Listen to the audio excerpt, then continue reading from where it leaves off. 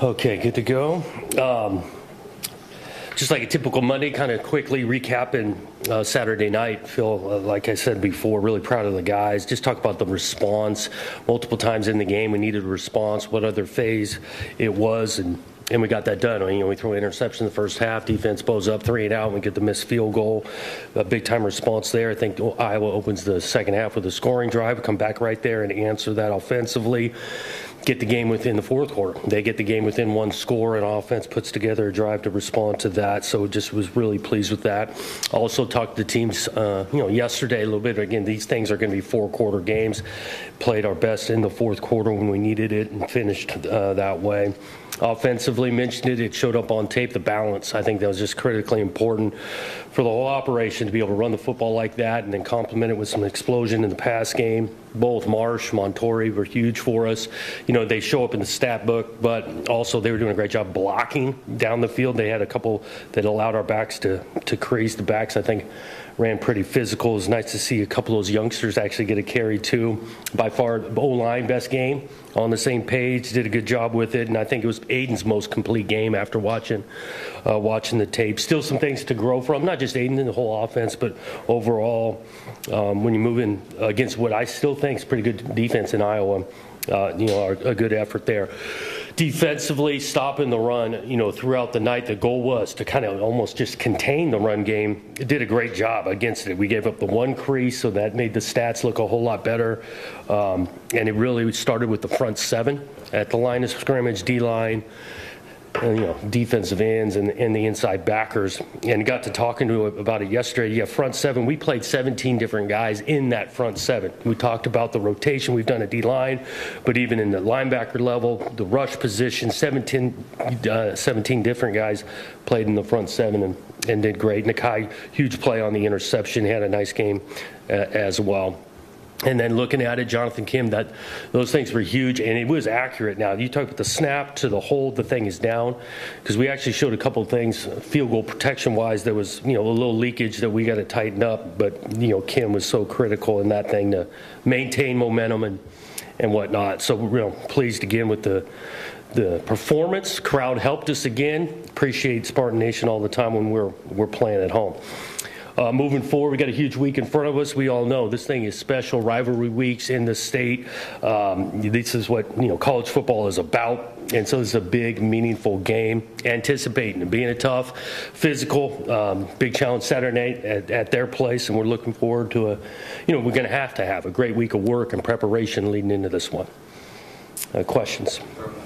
Hey, Jonathan, how much, what's the challenge when it looks like they're not going to name a starting quarterback, and how you prepare they played three guys there, and then doubling down, like the look you got against Iowa, where they're a run-heavy team, how much did that help prepare you for Michigan, which likes to do the same? Yeah, you prepare what you see on tape, and we've got tape of, all their players that have played offensively. Again, it is about a run game, because this run game of theirs is potent, can be unique in some of their schemes. They do a nice job with that, and so it's a physical brand of football that we got to get ready for.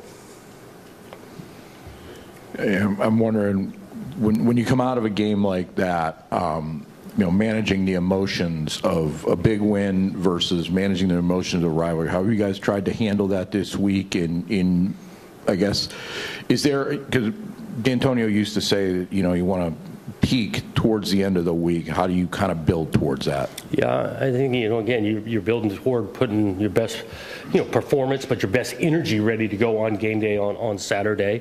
Our approach is stayed pretty consistent. We play a game on Saturday and we come in on Sunday and deeply look at it. Whatever the score was, we deeply look at it, approach it, find ways that we can build off of, things that we got to get fixed. That was no different yesterday. And then, we're going to put heavy work in on Tuesday, Wednesday, and on the physical side. And then it turns into more tightened details mentally as we get closer. I don't have any doubt that our guys will be excited, ready to go Saturday. Jonathan, why do you think the running game was so much better Saturday night? And we always talk about third down conversions. How important was the first down success, being ahead of the sticks? Yeah, the run game, it was better. Look, we had a bye week to take a look at a couple of things that we need to do better. I think that showed up on Saturday. Don't want to give all our schematics here, but we had a little bit more variety, whether we're under the center or in the gun. You saw Aiden run a little bit more, and that contributed to some of the success. And anytime, 3rd and 8 versus 3rd and 2, there's going to be a huge difference in your third down conversions. Unlike most of your predecessors as head coach, you don't have any history with Michigan. Did you feel it coming in? I mean, just going around and feeling what this rivalry meant, even in recruiting. Do you have a feel for that? And obviously you'll get one this week, but any preconception of that? I definitely felt it upon arrival. I think I got asked about him even with my introductory press conference, and so no, I felt it since getting here, understanding this is an important game, most important regular season game we'll play, and the passion for it, which I love being a part. I've been in multiple in-state rivalries, and so no question, it's been well received on my end that this thing is important. Is there a game in this series you ever watched, either in your coaching career or even before that you remember or not? No, I seem to remember some highlights. I remember a punter that not going there in regards to multiple, but that one stands out. Jonathan, we saw Alante warming up on Saturday. I was wondering, do you expect him to play this week? And Alante Brown? Yeah, and what he brings to this offense, because we barely saw him in that opener. Yeah, we would be anxious to get him back because he helps us not just offensively and on the return game. He's getting really close to being fully confident to go out there. And so, yeah, we hope to have him for the back half of this season here, like I say, offensively and in the return game. With Coach Moore being a first-time full-time head coach for Michigan, this being your first year with the Spartans, kind of a new era in this rivalry. Do you look at it from that angle at all, how special that is?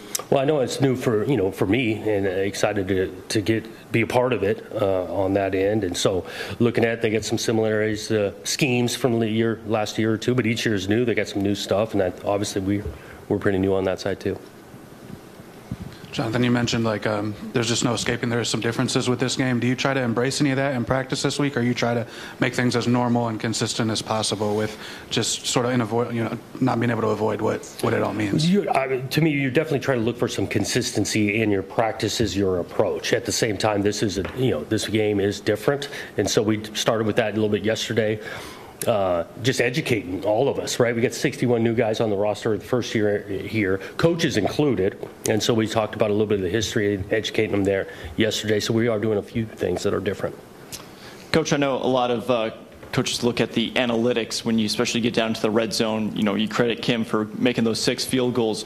What goes into the decision making whether to keep the offense out on 4th down or go for the 4th field goal? Yeah, there's a lot. So the opponent, the game flow, what you anticipate the score being. Is this going to be high scoring, low scoring? Obviously, the distance matters. 4th and 1's a different 4th and 5. Where the current score on there is a field goal going to separate? You're looking oftentimes to get it to a 2-score game or separate. So, a 4th down decision, if we're up 3, oftentimes can be an error on being a little bit more aggressive because you kick it and make it at 6 points. That's still a 1-score game. If the game's a 6-point game and you kick it, it turns into 9, you can be way more aggressive on that kind of thing. So that's the logic of 3 points versus 7. A lot goes into it. And then Nick Marsh, 18-year-old kid from Detroit here, second breakout game of the season. Yeah. What have you seen just in the growth from him? Yeah, he works, man. He's got obviously some talent, but his work ethic and really his maturity, understand the schemes. He's got savviness well beyond being 18 years old on how the style of route running he does. I think we did target him 7 times. He had 7 catches the other night, and we want to continue to find ways to get him the ball. 2 separate questions. One, and because we covered it a lot last week with the night games, but is there a benefit to maybe having the muscle memory of the day schedule with how many night games you've had going into this one? Yeah, I think routine is good, and so if they've gotten into a rhythm, we've played at night, and so what the routine of really Saturday has turned out to be inconsistent, being at night, and so they know their routine of what they need to do to get themselves prepared to go has been beneficial. And the second part, we talked about Aiden. You mentioned about him running more. What's the balance with that? And do you is there, I don't know if concern's the right word, but do you have conversations, particularly in a rivalry game where the hitting gets a little more intense, maybe the after whistle stuff gets a little more intense, to just manage and balance the decisions to stay in the pocket versus taking off? Yeah. You're managing that all the time. We definitely want him to be a passer of the football. We want to make plays from the pocket. His skill set oftentimes does allow him to extend the play. And then, yes, in the run game can be a ball carrier, but we want to be smart with it. We're not going to ask him to carry it 25 times most games, that type of thing, but we want to be smart when we're toward the sideline. And I flip it on the other side. Defensively, we got to be smart around the sidelines, and after the play type stuff is not going to help you win the game. Jonathan, do you know any of the guys on that staff at all? Not deeply, to be honest with you. I've run across a couple of them. I'm trying to think here, but no, not deeply. You mentioned on Sunday sort of the education of 61 new guys, new staff toward this game. What did that look like? Like, who led that? How do you guys go about that? Well, I gathered a ton of information. I read through a lot there, and I highlighted some things. It really focused a lot around the Paul Bunyan Trophy and kind of what that means. This game's different. We're playing for this trophy. Gave them a little bit of the history. Learned myself kind of on that end. That's where it started with the education of the guys. This is no genius deduction by me, but Aiden had his best night on the same night your offensive line had their best game. You were able to run the football. My question is, that opens up his dual threat when you're getting all cylinders. That's not coincidental, right? All those things go hand in hand without question. The ability to get positive games in the run game. I did think the protection was solid throughout the night. Of course, you can analyze this thing. You go back on the tape. We were on some edges, and again, Iowa had a good defensive front, and we're facing a very similar, if not better, defensive front this week. And so we got to find ways to continue to tighten it up. And again, we're on tape now with a little bit of new scheme of having some success. And this is college football. They got good coaches over there in scheme, and so we got to be ready to adjust and adapt to what we see on Saturday. Michigan's blocked a kick in 3 straight games. Is that something that you have to prepare for, or as well as Jonathan's kicking, you just let him go? Well, we got to prepare for it. We're not going to hesitate to get Kim out there. He's a weapon, but we got to shore up some details on that thing. And I mean, that's one of the. If you're on field goal protection, that's not every guy's favorite play to be in on. But asking those guys to sound up in there and because it's a huge part of it, and you're definitely correct. Michigan creates some problems in that area.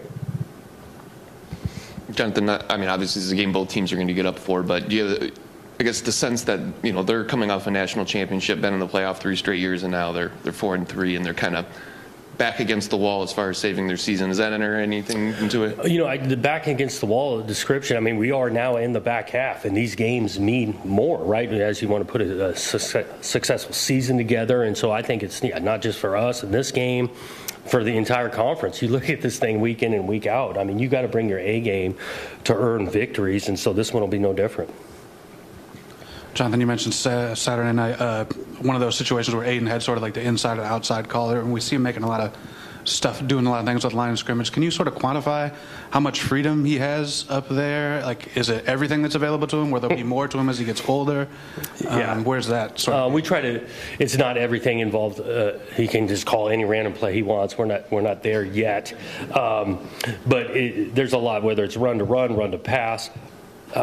Pass to run. Sometimes it's just a protection thing on getting that. Sometimes we've got multiple plays called, and so we're running it or we're not running it, and then we definitely are just making things up out there to make it look like we're doing something, but we're running the play.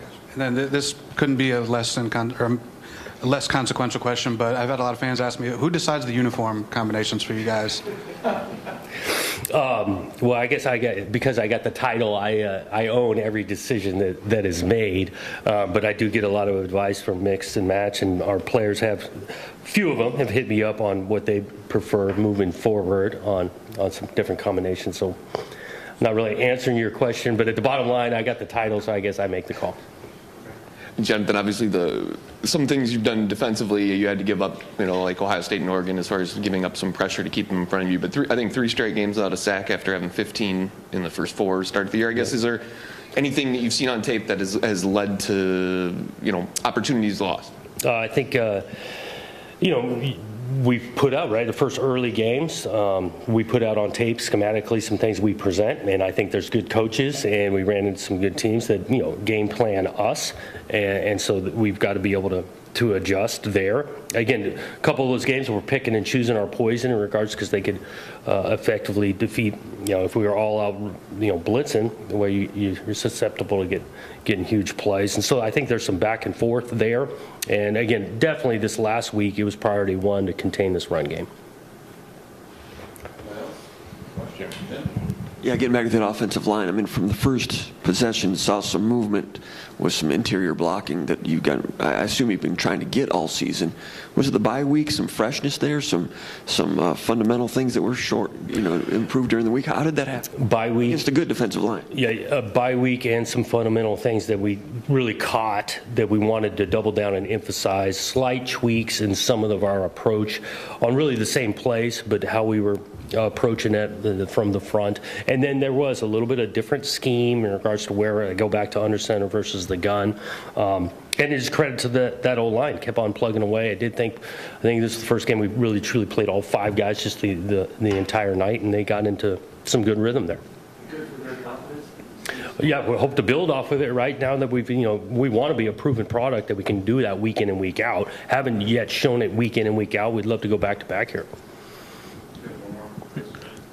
We talk so much about the rivalry and kind of the learning process of it. For you, I mean, having the 2 guys with Courtney and Demetrius on staff, 1, how much did having them help? But 2, also having Joe, who has schemed against this offense and understands a rivalry game with the Brown Jug game that they had played with Minnesota. I guess, how much do you lean on those 3 to kind of re-emphasize everything? Lean on them.